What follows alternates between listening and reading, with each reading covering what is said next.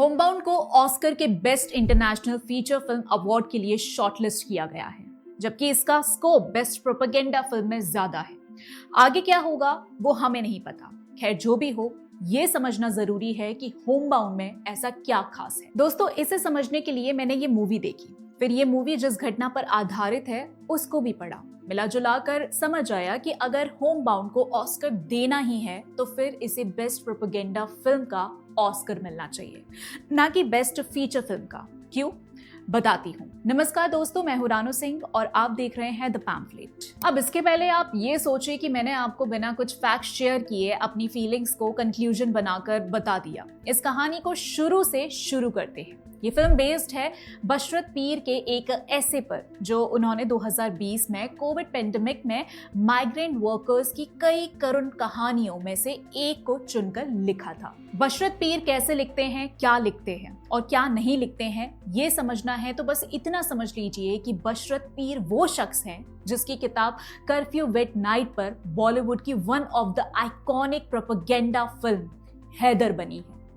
विशाल भारद्वाज की डायरेक्शन में बनी हैदर का प्रोपेगेंडा इतना शार्प है कि वो आपके दिमाग में धीरे धीरे घर करता है और इतनी परफेक्टली कि शायद आप समझ भी ना सकें। ठीक उसी तरह नीरज गेवान की डायरेक्शन में बनी होमबाउंड ने बशरत पीर के आर्टिकल को उठाया, उसमें अपनी क्रिएटिव लिबर्टी का फायदा उठाकर कुछ एडिशंस और कुछ ओमिशंस किए और बनाया प्रोपेगेंडा का ऐसा एक तगड़ा कॉकटेल जो वेस्टर्न इकोसिस्टम को वो भारत प्लेट में सजाकर देता है, जिसे वो खोजते रहते हैं। एक तो बशरत पीर ने अपने ऐसे में आधा काम कर ही दिया और उसके बाद नीरज गेवान ने जो किया उसे फ्रेम बाय फ्रेम समझते हैं, और इसमें मैं पूरे फैक्ट्स की बात करूंगी, वो भी सीन बाय सीन।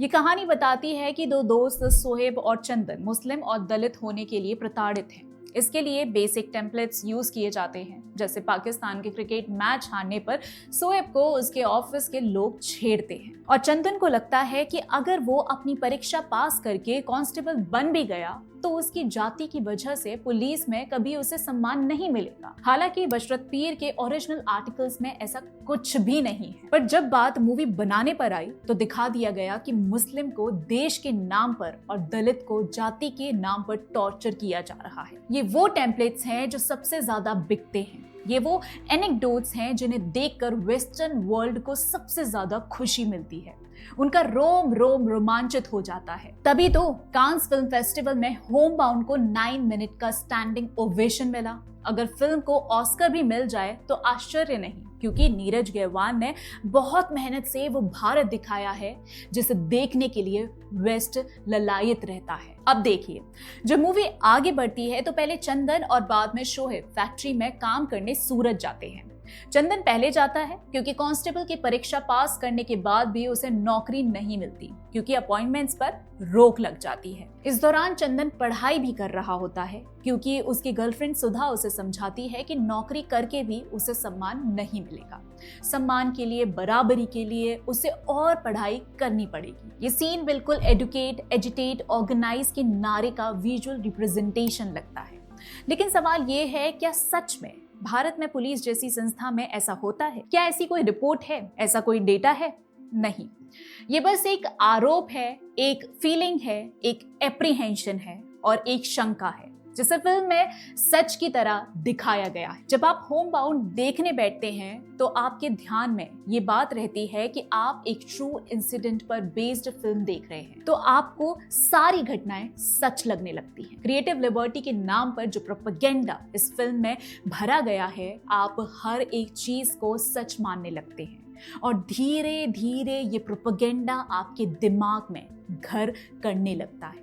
आप इसके शिकार बनने लगते हैं और आपको पता भी नहीं चलता कि होमबाउंड फिल्म में विक्टिम चंदन या शोएब नहीं, बल्कि आप व्यूअर हैं। प्रोपेगेंडा बढ़ता रहता है, फिल्म आगे चलती रहती है। कांस्टेबल अपॉइंटमेंट नहीं मिलने के कारण बेरोजगार चंदन काम करने सूरत की टेक्सटाइल मिल पहुंचता है। उसके पीछे शोएब भी पहुंचता है, क्योंकि जिस ऑफिस में वो पियोन है वहां के लोग क्रिकेट मैच में पाकिस्तान की हार को शोएब की उदासी का कारण बताते हैं। शोएब इतना दुखी होता है कि सब कुछ छोड़कर सूरत पहुंच जाता है और फिर चंदन के साथ टेक्सटाइल मिल में काम करने लगता है। ये सीन आपको समझा देता है कि कैसे इंडिया पाकिस्तान मैच के दौरान किसी व्यक्ति या समुदाय विशेष की देशभक्ति पर सवाल उठाए जाते हैं। अच्छा है, लेकिन सोचने की बात यह है कि भारत की हार और पाकिस्तान की जीत के बाद भारत के कुछ विशेष इलाकों में जो पटाखे फूटते हैं उनका क्या?